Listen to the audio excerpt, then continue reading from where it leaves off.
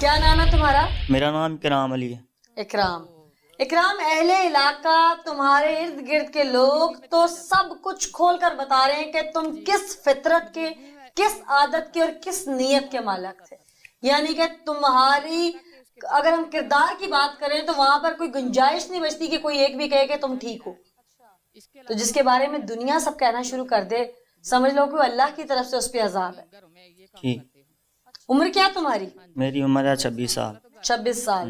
तुम्हारे भाई की शादी को कितनी देर हो गई थी? 10 साल हो गए तकरीबन। जब तुम्हारे भाई की शादी हुई उस वक्त तुम्हारी उम्र कितनी थी? 16-17 साल उम्र थी। 16-17 साल। स्टूडेंट थे तुम उस वक्त? जी जी स्कूल जाते थे? जी। अच्छा। तुम्हारी भाभी के साथ तुम्हारे मामलात कितने अरसे से चल रहे थे? ये जब की वो आई थी उधर तब तो उसकी नई शादी थी, उसका जी। शौहर था। कहती है आप मुझे अच्छे लगते हो।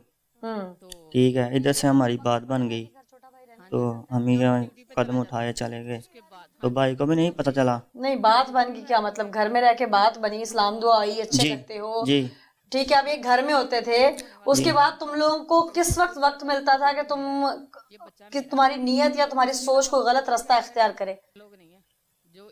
जब भी मिल जाता था उस वक्त ये रास्ता इस्तेमाल कर लेते थे, तो कभी नहीं भी मिलता था तो फिर कुछ नहीं होता था, बातचीत हो जाती थी। तुम्हारे भाई का और तुम्हारी उम्र का कितना फर्क है? काफी ज्यादा फर्क है। कितना? 10 साल तो बड़ा हो गए। भाभी? 10-12 साल होगी। वो भी बड़ी, 10-12 साल बड़ी? जी जी बच्चे भी होंगे उनके? जी।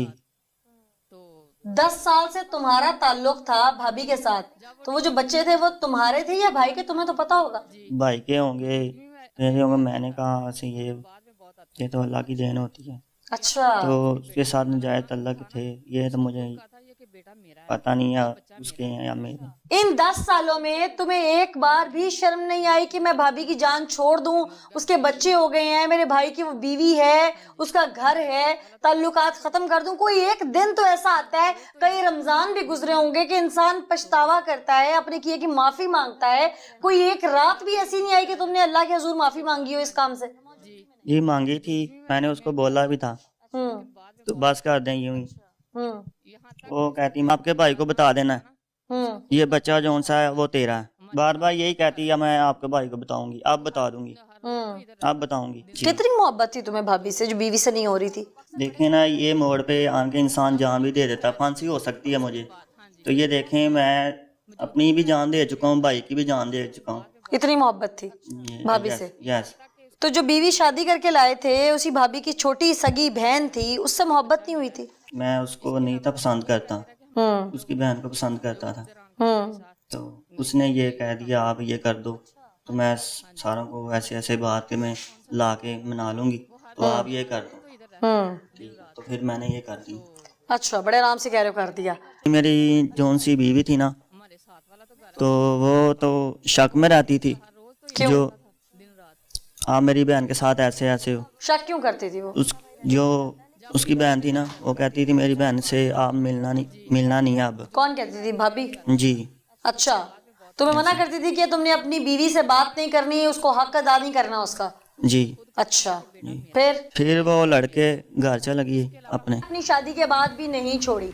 हालांकि तुम्हारी बीवी तुम्हारी हम उम्र थी, नौजवान थी, कुंवारी थी, तब तो तुमसे शादी करके आई।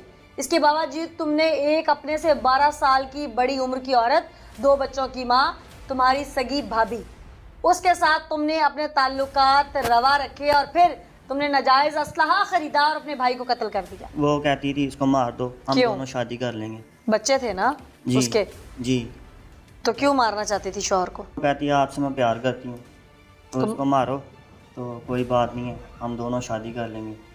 ऐसे ही उसने बोला, तो मैंने भी ऐसे प्लान बनाया, पिस्टल लिया, तो भाई से बातचीत की, वो लड़ने लग पड़ा, मैंने उसको खैर मार दी। तुमने सोचा नहीं भाई के 2 बच्चे भी हैं? भाभी कह रही थी ये बच्चे दोनों ही तुम्हारे हैं, तो आप मुझसे शादी करोगे? अच्छा जी। तो फिर तुमने कहा नहीं कि ये ऐसा नहीं हो सकता है, मेरा भाई है? जी मैंने उसको बोला था, वो कहती आप करो, आप करोगे भी।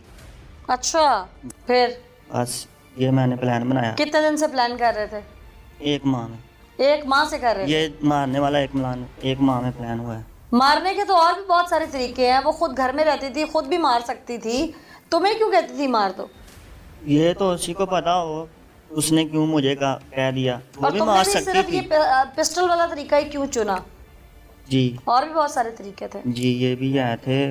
तो मुझे वो कहती थी पिस्टल ले आओ, छुरी छरी से ये काम नहीं चलेगा, मेरे पे इल्ज़ाम आएगा, तो आप खुद मारो इसको। अच्छा, कत्ल होता है, कत्ल के बाद मुकदमा दर्ज होता है, पुलिस भी आ जाती है, इसके लिए भी कोई प्लान किया हुआ था? नहीं, ये मुझे नहीं था पता, मेरे साथ ऐसा ऐसा होगा आगे, कसम से ये मुझे नहीं था वो पता। प्लानिंग तो थी ना कि यहाँ से कैसे निकलना है फिर पुलिस से। वो कहती थी मैं ही मदई बनना है, मैं ही मदई बनूंगी तो आपको छुड़वा लूंगी। अच्छा, प्लान किया हुआ था। जी। उस दिन जब घर पहुंचे तुम तो फिर क्या हुआ? इधर उधर हाँ, उधर घर गया हूँ मैं।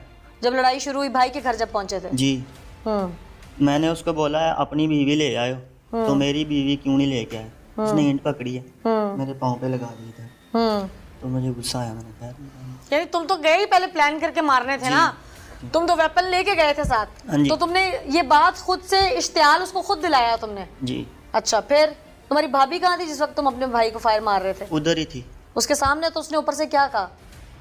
इकराम ना मारो, ऐसे कहा भी है एक बार। फिर जब फायर लग गए? दिखावे के लिए, वो बच जाएगा तो वो बोलेगा ना हाँ। कि इसने कहा है मुझे ना मारो, इसको इकराम ना मारो। हाँ, उसने कह दिया था ना मारो इकराम। फिर जब फायर लग गए फिर? तो लग गए, उसने उठाया भाभी ने, तो मोहल्ले वालों ने उठाया, रश्के पे ले गए, तो रास्ते में जाते उसकी डेथ हो गई। तुम्हें दुख नहीं है कि तुमने एक औरत की खातिर अपना सगा भाई मार दिया जो तुम्हारी माँ की पेट से पैदा हुआ है? कसम से दुख होता है, मैं क्या करूं, मुझे रात को नींद नहीं आती। जिस भाई ने तुम्हें चलना सिखाया, उठा के खिलाया, 10 साल बड़ा था वो तुमसे, तुम्हारे बाप की जगह पे है। मैं क्या बोलूं, माशरे उससे प्यार में अंधा हो गया था वो। इतना क्या अंधा होता है कि इंसान को अपना भाई नजर ना आए? जी मैडम, मैंने बहुत ज़्यादा गलत किया, मैं शर्मिंदा हूँ, मुझे रात को नींद नहीं आती कसम से। अब मैं कसम से ये भाइयों से पूछने पुलिस वाले पर मैं 5 वक्त की नमाज़ पढ़ता हूँ। अब क्या फायदा ऐसी नमाज का कि तुमने भाई मार दिया अपना? मैंने आप अकेला बैठ के रोता हूँ ना, फिर सोचता हूँ भाई मैंने बहुत ज़्यादा गलत किया, भाई की कब्र मैं कहता हूँ अल्लाह पाक मेरे भाई को जन्नत अता करो। उसका चेहरा नहीं तुम्हारी आंखों के सामने आता है। उसका भी बचपन में उसने तुम्हें प्यार किया हो, कभी तुम्हारा मुंह चूमा हो, छोटे होते तुम्हारी शादी से पहले,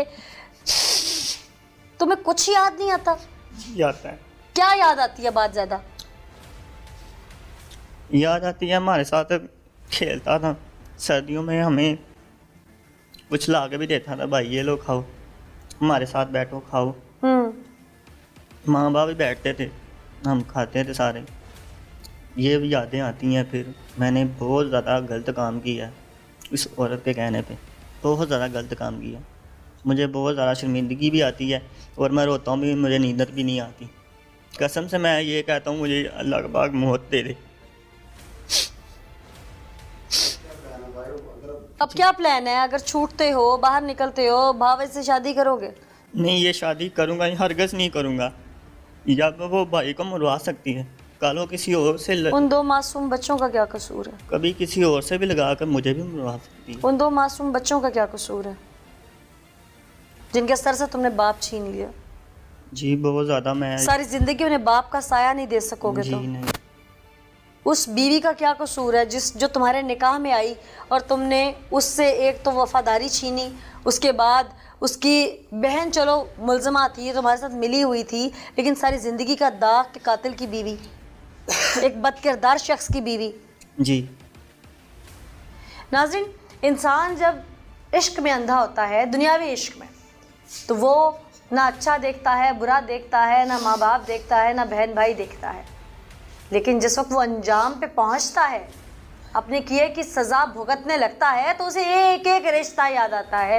वो माँ का चेहरा भी आंखों से गुजरता है, उस बाप का चेहरा भी, उन बहन भाइयों के शफकत भरे हाथ भी, और वो अच्छी बुरी तमाम बातें जो उसे वक्त ने या घर वालों ने सीख के तौर पे दी होती हैं, लेकिन उस वक्त वो सीखना नहीं चाहता। तो खुदारा ऐसे लोगों को अपने लिए मिसाल समझिए।